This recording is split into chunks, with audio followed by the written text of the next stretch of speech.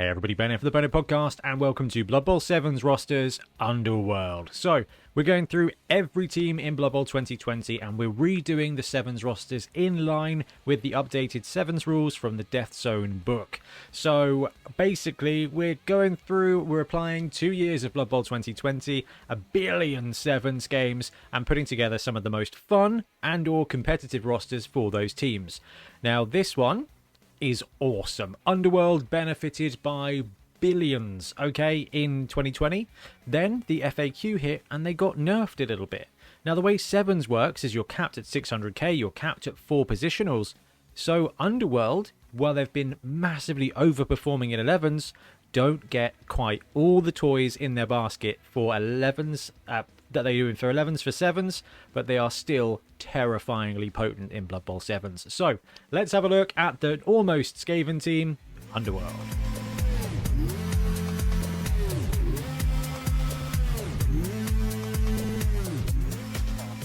Okay, so Underworld are incredibly powerful in Blood Bowl 7s for a couple of reasons, and the first one is that they have a gutter runner. So I'm a massive Skaven fan. If you watched the Skaven video that dropped a couple of days away, you would have just seen pure glee. Well, the Underworld team has got a smattering of the best elements of Skaven with some mutations and backed up by probably the best goblins in the format. And there are Snotlings too. So Underworld has got a myriad of everything, and it's topped up by mutation, which is just incredible. Now, they've got all that, but in 7s you only get 4 positionals. So basically, when you're building a 7s roster for Underworld, it's 4 of your favorite things backed up by mutatable goblins, which is really not bad at all. But Gutter Runner, Movement 9, Edge 2+, and Dodge is an absolutely terrifying scoring threat. Now, when it comes to 7s for skills, you're either going to be doing the League rules from Deathzone, which leads you to random skills.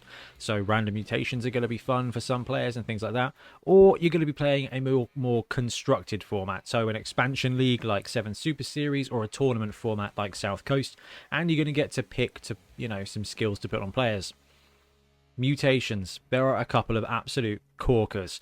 Claws for murdering, 2 heads and extra arms for dodging around and picking up the ball. And the Gutter Runner there, Movement 9, Edge 2+, with Dodge, massively benefits from 2 heads, allowing it to dodge on a 1+. It's kind of build your own hack phlegm. So the Gutter Runner is incredible, and it's backed up by a Rat Ogre, a Thrower, a Skaven Thrower, a Skaven Blitzer. You've got some Skaven Linemen, you've got some Snotlings, you've got mutations on everybody. The Goblin Linemen are fantastic. They can get 2 heads as well, which means they're 2+ dodging everywhere.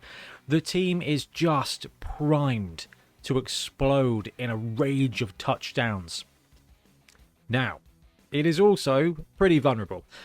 Weaknesses wise, it has got limited strength. You get a choice of 2 big guys for this roster, but you can only choose one. It is either going to be the Rat Ogre, which I know I'm prone to hyperbole, but I do think is probably the best big guy in Blood Bowl 7s. He says until he goes to do the Chaos roster and sees the Minotaur. No, I do think that the Rat Ogre has got the edge on the Minotaur. Not the Chaos Dwarf Minotaur, maybe, but the Minotaur.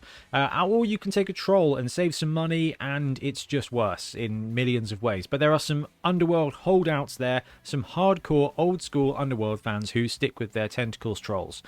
That's fine. In 7s, I do not think that is optimal.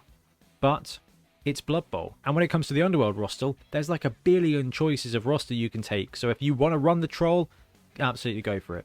A couple of other things. Yeah, limited strength. So you've got a choice of 1 big guy. Everybody else is strength 3, basically. Or more likely, strength 2 or strength 1 for the Snotlings. And mixing that with the fact that they've all got Skaven armor or worse, the team is fast, but it doesn't take a punch very well. The goblins don't have thick skull. They're not the super hench Black Orc goblins. These guys are just standard strength 2, stunty, armor 8+. Snotlings die when you look at them, and Skaven, most of the Skaven are all just armor 8+. You've got the Blitzer at an armor 9+. Everybody else is armor 8+. So resilience, not a lot there. Speed, much of that, and mutations, much of that. And the final straw for this is that the rerolls are very expensive as well. The good news is that the goblins are cheap enough so that you can flex, take your top choice in positionals, and probably still squeak a reroll in there. It's a wonderful thing playing Underworlds in 7. You get a billion choices, and it can be glorious, or your entire team can die. Okay, so the first roster we're going to look at is called the Roger Mix, and it is built around the Rat Ogre and a mix of other players. So we've got a Rat Ogre, we've got a Blitzer, Skaven Blitzer, we've got a Skaven Thrower, we've got a Gutter Runner. Those are our 4 positionals, and they're backed up by 3 Goblin Linemen. Now this roster only comes in at 530, so there's a couple of things that we can do to fill it out, but we're going to start looking at the core of the team first of all. You've got a Rat Ogre to be your primary blitzing removal big guy threat. You've got a Blitzer there to be a really solid ball carrier as a backup, but also a very effective blitzer blocker. He's got blocky blitzes, he's good, right? We've got a Thrower who is the best thrower in the game. This one might actually be the best thrower in the game because he's got easy access to mutations. Hello, we've actually found our best. Yeah, this guy gets basically Edge 2+, Pass 2+ with 1 mutation skill. Congratulations, Thrower. Okay, you've got Thrower who is just above average. And then you've got a Gutter Runner here as well, which is just one of the most terrifying deep strike threats in this game. And then you've got 3 Goblin Linemen. Now, a Goblin straight out of the gate is a great player. In 7s, they're even better. Okay, movement 6 is fine. When you're a human lineman, movement 6 is fine. If you need to get to there, you might have to go around some tackle zones to make it work. If you're a goblin, you just kind of take the corner off, right? You take that 3+ with a reroll stunty dodge on the corner, and those 6 squares just feels absolutely zippy, and it's going to achieve tons. So when it comes to this roster, it's going to be a tier 1 roster for Underworld. Now, if you are playing League, you're going to get random skills, so it doesn't really matter what you want. The dice are going to give you something different anyway. Yes, I'm looking at you, shadowing Snotling. Sad times. But if you are playing, like I said, a constructed format, you're going to have skills to choose. Now, tier 1, you're probably going to have less skills than others, but there are some great things you can do. So let's start with the Rat Ogre. The Rat Ogre in 7s is a removal machine. It doesn't have claws, but it does have Mighty Blow. It's also got Frenzy and Strength 5 and movement 6. So not only is it going to be able to reach basically anybody, when it gets there, it's going to probably have 2 dice followed by another 2 dice. This guy is going to be 4 die blitzing from left to right on the 7s pitch. There is basically nowhere to hide from a Rat Ogre except behind other players who are just waiting to be dead. And on the 7s pitch, the sidelines are an awful lot closer, so you've got to be super careful when there's a Rat Ogre. But there are 2 additional benefits to the Roger here that make it awesome. One is Prehensile Tail. So even if the Rat Ogre doesn't kill you, or maybe it just kills the bloke standing next to you, you activate next door to the Rat Ogre. Anybody, it doesn't matter who you are at -1 to dodge away from that Rat Ogre. And in 7s, which is not known as the land of rerolls, because rerolls in this format are 2 times the price, you better have dodge and you better be an elf. But even in that case, 3+ with a reroll feels brilliant. But if you've ever run humans or goblins, dodging with a goblin or picking up a ball with a human, 3+ with a reroll means absolutely nothing, because it's going to be 2, 2, and then death. The Rat Ogre standing next to elves or goblins or snotlings or whatever, it just puts that extra fail case in there. And from a feel and from a actual reality point of view, the difference between a 2+ dodge and a 3+ dodge and a 3+ dodge and a 4+ dodge is psychologically massive, because it's going to hurt you. And that Rat Ogre can therefore cause heck when it's not even activated. And when it does activate, it's got Animal Savagery. So as long as you've got a friend to stand next to him and get punched, the Rat Ogre will always do exactly what you want it to do. The Rat Ogre is a heck of a blitzer. And if you've put a lineman or something next to him, he will not fail to blitz. Which means he will always be blitzing 6 squares with Strength 5 and Frenzy and Mighty Blow. And when it finishes, that Prehensile Tail is going to be tagging whoever you want. So just out of the box, vanilla, this dude is awesome, and I would love to run a team with multiple of them in 7s. It would just be unfair. So, skills-wise, if you do have a big guy, generally speaking, the best skill to give a big guy is block most of the time. It protects them, and it unprotects your opponent, an absolute treat. It's going to save you with rerolls. Now, rerolls in 7s, it doesn't happen all very often, but actually when it does, the worst thing you can have is loner 4+ to ruin your day. So, block is going to be great. Pro is also never bad on a big guy. 3+ to reroll a dice, whether it is one of your block pool or his actual activation roll or a dodge roll or something like that, is a really good skill. But those are doubles. If you've only got a single skill, so we're looking for strength skills here for the rogue, strength or mutation, claws. Claws and mighty blow don't combo the way they used to, but basically they're still great together. Okay, it used to be you add them together and everybody dies. Not quite the same. Now it's if you roll an 8+ on the armor, you get to use your mighty blow on the injury roll. That's still terrifyingly great, because that means if you go 8 and then 7, that dude is knocked out regardless of who he is, basically. So that is wonderful stuff, because the rat ogre with 4 dice per block or blitz is going to be putting people in the ground. Tentacles is also a very interesting one. I wouldn't bother too much, but it does pair beautifully with Prehensile Tail, as does Armbar, because if you use Armbar and your opponent fails to dodge away from you, when they hit the ground gives Mighty Blow. It's a fun way to ruin people's days, but there is a much better skill for the Rat Ogre, and that is Juggernaut. On this roster in particular, your Rat Ogre is going to be blitzing almost every turn, either to run up and deck a person, or to deck a person and then run away.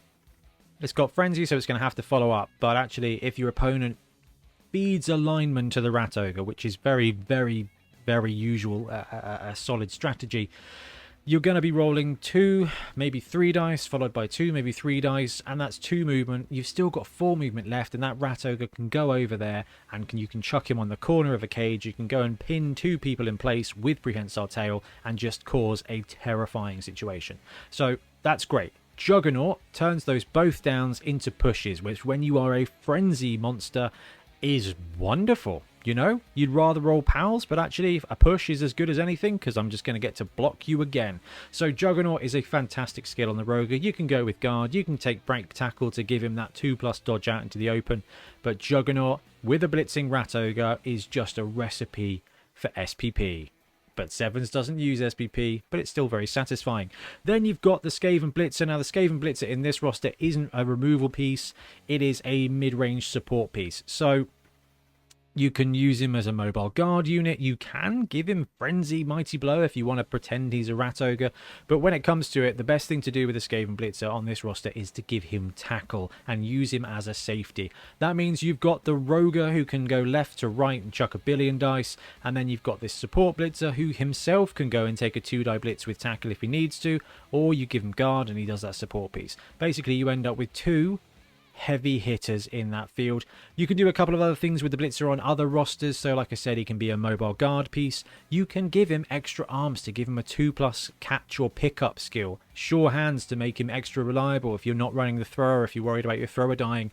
Or if you get access to a double and you haven't used it on giving the Rat Ogre block, you can give him dodge and just make him a blodger. Because at movement 7 edge 3+, he's good to go when it's mobile, and actually having blodge is going to keep him on his feet as well. Then you've got the thrower. The thrower is a perfect positional.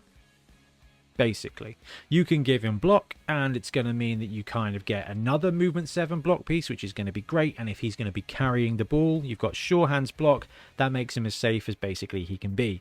But in most of these rosters, if you get the chance to pick a skill on your leader, on your thrower, it's going to be leader, to give you that 1 reroll for the rest of the team to just do that thing you really need to do. If you need to take 2 dodge rolls, you use dodge on your first one, and then you use the team reroll on the second, that's great. You roll a blitz and it needs a risky 1-die block. A reroll is going to save you from a turnover, and that basically gives you an extra turn. So Leader is an excellent skill on this thrower, but there's just so much you can do with him. Like I said, block is great. Accurate's going to have him passing 1+ short pass, which is phenomenal. This guy's movement 7, and then if he can pass 3 or 6 squares on a basically automatic roll to a gutter runner, it is just a filthy amount of distance that they can cover. Extra arms is going to turn that 3++ sure hands into 2++ sure hands, which is too nice. Or 2 heads to keep him moving around as well. If you give him 2 heads, he's basically edge 2+ on the dodge. If you give him extra arms, he's basically edge 2+ to pick up. This guy becomes a very hairy elf, and that is just a terrifying thing, because this is an elf that can actually throw. And then you've got the gutter runner, who is movement 9, edge 2+, dodge. Just phenomenal. Block with dodge, going to help keep him alive. He's only strength 2. Your opponent is going to be able to hit him. Having that blodge is going to keep him alive. But 2 heads allows him to be dodge 1+, which is just massive. Or you can give him horns. He's got good agility. He's going to be able to take therefore a strength 3 hit. If you can support the outside of a cage, he can probably dive in there and take a smash on somebody with 1 dice. Now, for that reason, block is also very useful. Wrestle is also useful. In this roster, the gutter runner is a fast scorer. Your roger and blitzer are there to be your defensive heavy hitters. Your gutter, you don't need an agile ball sacker in this format with this roster, but the gutter can perform that role. Sure hands, sure feet, sidestep. There's just a ton of great skills for the gutter runner. I do think that block is, while boring, the best one to put on him. And we've got goblins too. 2 heads, they're stunty. This is a 3+ dodge going into a 2+ dodge everywhere. 1 2-headed goblin is going to become an absolute scoring nightmare.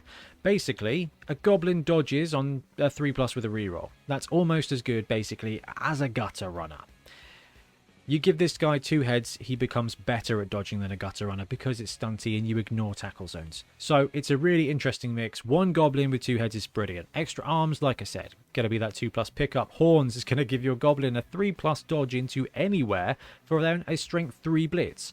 That is something that can really blindside people if they've got a strength 3 ball carrier in a cage. Dwarf runner in a cage. Tag that side, 3+ dodge in, horns, 1 dice, boom, destroys him, you win the game. Block wrestle on a goblin. If you are going to be taking random skills, goblins with random generals is just absolutely phenomenal. So, that's the build of the majority of the team and therefore the majority of these rosters that we're going to look at. That gives you 530. You've got 70k left in the kitty, and this is why the rogue mix is such a great starting point, is because you get so much choice at this point. You can take 3 assistant coaches. That's going to give you +3 to the die roll on brilliant coaching. Brilliant coaching is a result of 7 on the kickoff table. 1 in 6 kickoffs are going to result in that, and if you win that roll, you get a reroll. So that can end up basically being a 60k reroll 1/6 of the time. It's not brilliant, but it is good. You can take an extra goblin and have someone on the bench. With a roster like this, it is vulnerable and it is fragile, and you will often be setting up with 6 players. The technically correct thing here is to take a goblin to 570 and then an assistant coach to 590. It gives you a better chance of getting that reroll, and you do absolutely have a permanent person on the bench. Or you can go a little bit more narrative, a little bit more swingy, and take a desperate measure. Desperate measures are new to this edition to Blood Bowl 7s. You roll a d8 at the start of the game and you get a cool boon. It can be anything from unlimited fouls 1 turn or a wizard. It is brilliant fun, it's narrative, it's swingy, it's not always going to be good, but it's never going to be bad, but it may be ineffective, and it can just be awesome as well. So I really love desperate measures. They are inconsistent. Technically correct consistency is this rogue mix with an 8th goblin and an assistant coach, but it's hard sometimes not to choose a desperate measure when you've got all of this. I haven't changed the title of this, but this is the rogue mix with an underworld troll instead of the rat ogre. It comes in at 495, so it does the same kind of thing. The troll is going to be more of a blocker. Okay, the rat ogre is a blitzer. It wants to attack people. The troll wants to wander in and just brawl with people. So that's its difference. It's slower. It needs some friendship to activate it because of really stupid. However, block, pro, still great skills. Claw, great. Tentacles, great. Juggernaut, probably not going to be blitzing with a troll. Guard, going to be reasonably useful. Break, tackle, wouldn't even bother. The troll on this roster, if you're going to take the troll, probably benefits more from strong arm to give you a throw teammate angle that you wouldn't otherwise have, or just a block pro, claws, tentacle, one of those things, because its role is going to be to grab hold of people and then eventually murder them. Now, what this does give you is extra money in the bank. So this roster comes in at 7 people and 495k. So you get $100 to do what you want with, which means you can take 2 desperate measures, which actually genuinely could be really entertaining. Now, if you want to run the Underworld troll, I think you could probably get away with taking the 8th lineman, okay, Goblin for the 8th player. That would be 535, and then I guess the right thing to do would be to take the assistant coaches, but I really do like desperate measures. And if you're running a troll, you're clearly not opposed to just hoping the dice are okay. In that situation, go with a desperate measure. But say you don't want to run a big guy in Blood Bowl 7s, well, Underworld's got you covered. Skaven mix, reroll, 1 blotzer, a thrower, a gutter runner, walk into a bar. They're supported by 4 goblins and a reroll. That gives you 7 players, including that reroll for your team. 560. You can then choose 2 coaches or the 8th goblin. It's a 5th goblin, but it's the 8th player. I think with this roster, you are lacking in a bit of strength, which means you are going to have to apply and kind of use your goblins and tag things that are therefore going to get good blocks on them. So I think the 8th player is a really big one here. Now, what this roster does give you is that reroll. So it means that if you don't have skills to be able to give your thrower leader to take that reroll for your team, you can free up that skill, put it somewhere else. If you're running league and you don't want to run a big guy, then you can do this. That reroll will make a difference every now and again. You miss so much heavy hitting power from the Rat Ogre, though, that this is going to be a dice agile kind of roster. Great fun. Probably take the Goblin, but you can live it on the edge and take the assistant coaches instead. Now, this roster also has Snotlings. Snotlings have the swarming special rule. This got FAQ'd to be a little less good. Basically, if you've got players with swarming in your reserves, you may roll D3 and bring on that many players. If you have that many players already on the pitch with swarming. So if you've got 1 dude on the pitch with swarming, you can bring on a maximum of 1 other guy if there's a person with swarming in the reserves box. What that means for 7s is, because the Snotlings are technically positionals, the most you can ever have is 4. And I don't recommend that, although bringing on 2 Snotlings for swarming would be quite entertaining. That's quite good fun. But on this roster here, the Rogue Snot reroll build, you've got 1 Rat Ogre, 5 Goblins, 3 Snotlings, and a team reroll. Seriously? Yeah, because Snotlings like cost no money. Wow, alright. And what this allows you to do is set up 5 Goblins, a Rat Ogre, and 1 Snotling. You've got 2 swarming players on the bench. That means you can bring on 1 swarming player basically each drive while you've got a Snotling in your original lineup. You may be thinking, I don't massively care about 1 Snotling, but it does 2 things. It increases your player count by 14%. Now, a Snotling is of no use most of the time, except that they give an assist all of the time. And if you're up against an opponent with a big guy, so maybe a Rat Ogre, 1 Snotling versus the Rat Ogre, eventually the Snotling's going to die, but for 1 or 2 turns he's going to sidestep around and lead him on a merry little chase. Snotlings are great for distracting, but they're also great to standing next to your Rat Ogre and having your Rat Ogre just blitz, and if it fails, it just punches a Snotling and then carries on with its life.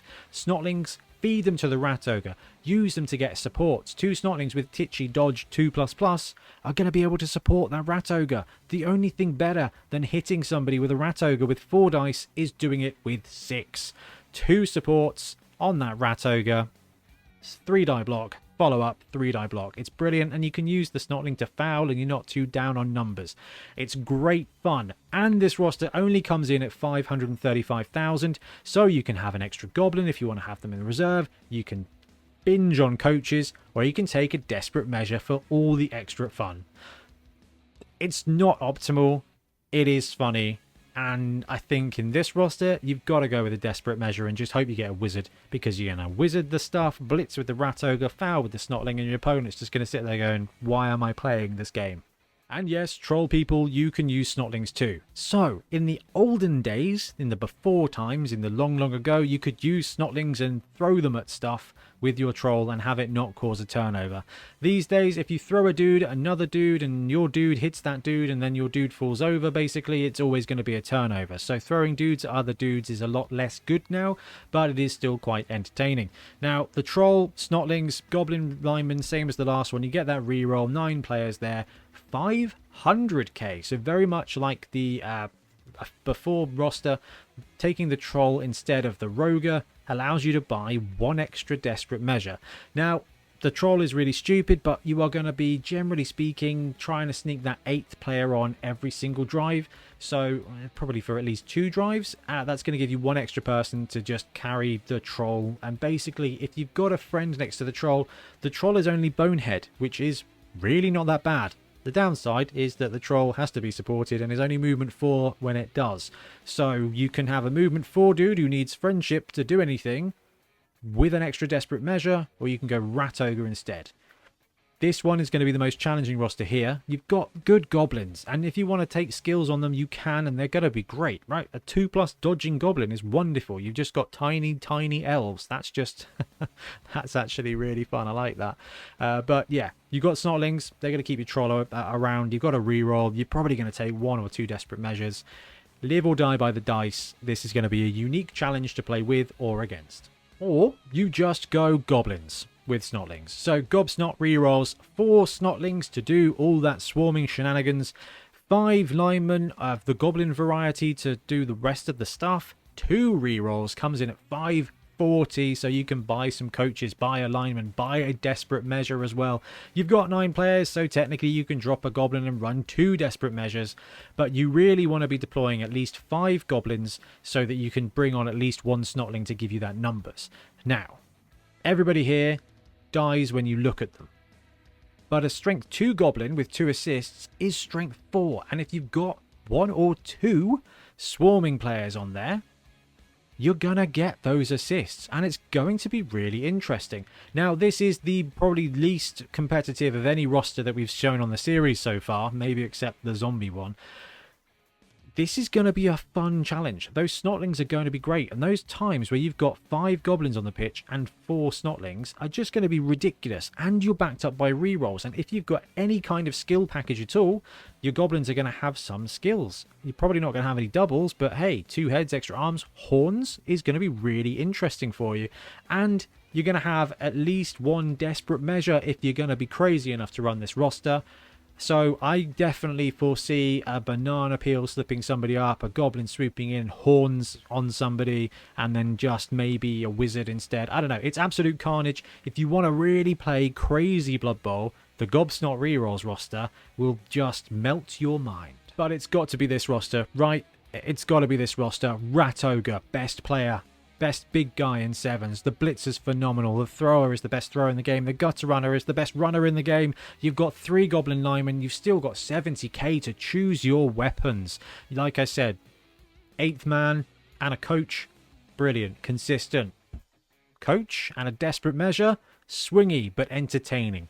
I love this roster. The Rat Ogre is a monster on the pitch. And even if you're up against other big guys, it's easy for you with those goblins in their 3++ stunty dodge, or the Gutter Runner with the movement 90 billion are going to get that support to make sure that Rat Ogre is 2 dicing every time. And if he gets jugs to make him more effective, or somehow you swing block on that Rat Ogre, it is going to be an absolute death machine. And by the way, you've got a Skaven Blitzer, a Skaven Thrower, and a Skaven Gutter Runner as well. And that's just phenomenal. I love this. It is not the best because there is a vulnerability there around armor and strength, but this is high octane and I love it so much. Anyway, let me know what you think about these rosters and why this one is the best, and I'm really sorry for all those people out there who like trolls. I want a troll team.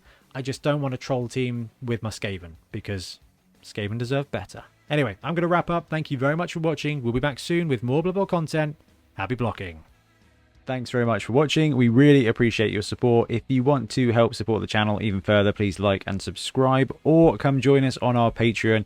We have early access to content, we get loads of feedback from you guys, and we try and do competitions as much as we can. Or you can get yourself some Bonehead podcast merch on our Spreadshirt site. So if you want to support a team, especially for the Bonehead Championship, you can pick up a shirt, a mug, things like that. It all helps support the channel, and we really appreciate it. Anyway, links below. Thank you very much. Happy blocking.